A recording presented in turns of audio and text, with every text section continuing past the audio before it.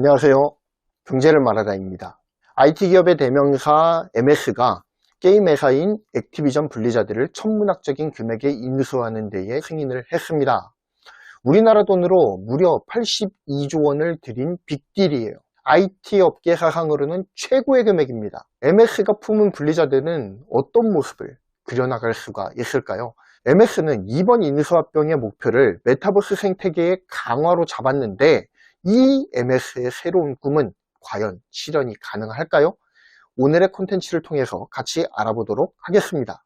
MS가 역대급 빅딜을 성사시켰습니다. 지난 1월 18일에 블리자드를 687억 달러, 한화로는 약 82조 원에 인수하기로 한 것인데요.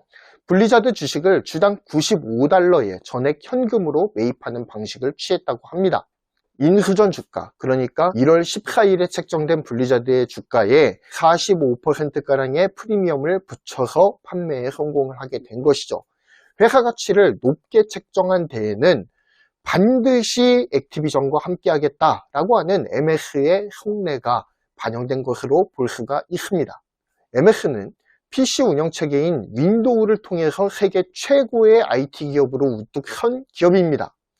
그런데 이 기업에서 2000년대 중반에 들어서는 콘솔 게임기인 엑스박스를 통해서 게임을 차세대 먹거리로 삼았어요. 엑스박스의 게임 구독 서비스인 게임 패스가 있거든요.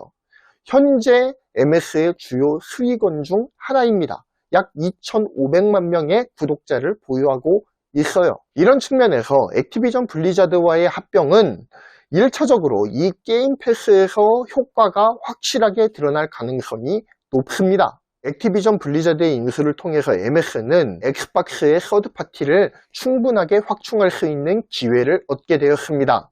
블리자드의 게임 라인업은 엑스박스 판매에 큰 호재로 작용할 가능성이 높죠. 블리자드는 이미 엑스박스 서드파티에 포함이 되어 있습니다.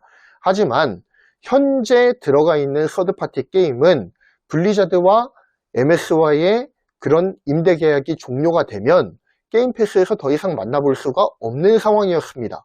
그런데 블리자드가 이젠 같은 지붕 안으로 들어오게 되니 이제는 계약 기간을 걱정할 필요가 없어져 버린 것이죠. 이러한 상황은 블리자드에게도 굉장한 호재입니다.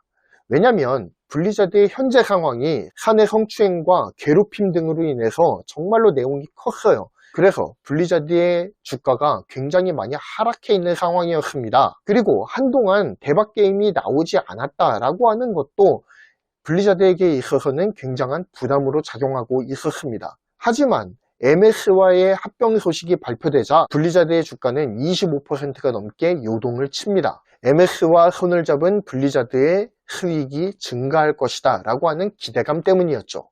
또한 블리자드의 게임 IP들이 엑스박스의 게임 생태계 안으로 들어오게 되면 멀티플 생태계가 굉장히 확장될 가능성이 높습니다. 블리자드는 배틀넷의 아버지이죠.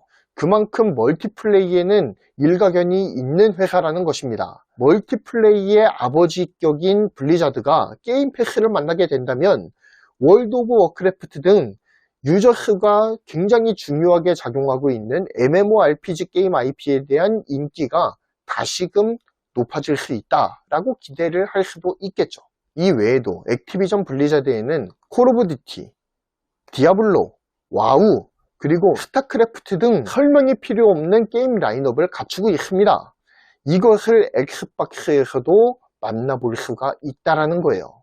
게임 패스에 블리자드의 게임 IP가 영구적으로 실리게 된다면 경쟁사에게는 어떤 악영향이 있을까요? 액티비전과 MS와의 합병 계약이 성사된 1월 18일에 소니의 주가는 20%가 넘게 내리꽂았어요. 이러한 불안감의 반영이라고 볼 수가 있는 겁니다.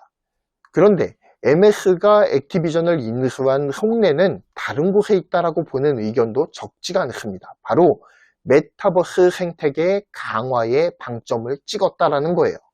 게임 패스는 클라우드 방식의 게임 구독형 서비스입니다. 콘솔은 물론 PC와 모바일에서 또한 플레이가 가능하죠.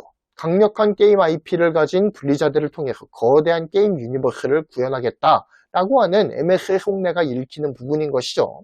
추가된 게임 콘텐츠와 이를 토대로 둔 커뮤니티, 클라우드 환경 개선 등 모바일 시대 이후로 가장 큰 전환으로 꼽히는 메타버스 시대에 본격적으로 뛰어드는 데에 교두보로 작용할 가능성이 큽니다. 참고로 MS의 메타버스 전략을 살펴보면 업무 플랫폼 안에서의 최강자가 되겠다라고 하는 속내가 굉장히 강하게 비춰지고 있었던 것이 사실입니다. MS에는 어떤 무기가 있죠? 바로 오피스라고 하는 무기가 있습니다. 오피스 IP는 지금 전 세계에서 통용되고 있는 업무용 플랫폼의 최강자입니다. 그리고 취업 SNS의 최고봉으로 불리는 링크드인이 MS 거예요.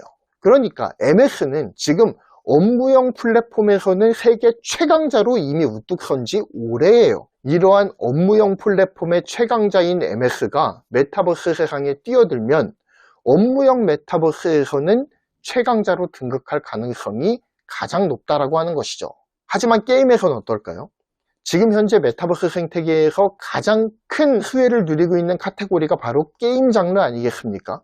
그런데 MS는 상대적으로 게임의 약세예요. 물론 오픈월드와 샌드박스의 최강자로 불리는 마인크래프트를 인수를 하기는 했습니다. 그래서 메타버스 플랫폼에 기초를 쌓아놓기는 했어요. 하지만 마인크래프트 하나만으로는 부족하다라는 것이죠. 블리자드의 게임 IP가 대거 포함이 되면서 이제 MS는 업무 영역에서 뿐만 아니라 게임 영역에서도 메타버스 사업 역량을 더욱더 넓게 가져갈 수 있는 기회를 마련했다라고 하는 측면에서 이번 인수에 의의가 있다고 말할 수가 있겠습니다. 하지만 변수는 존재합니다. 인수가 모두 마무리된 건 아니라는 데에 맹점이 있는데요. 미국 연방거래위원회의 승인을 넘어야 하는 거대한 산이 남아 있습니다. 여기에는 반독점 이슈라고 하는 강력한 제재 장치가 지금 MS와 액티비전 블리자드의 인수를 가로막고 있는 거대한 산이라고 볼 수가 있어요.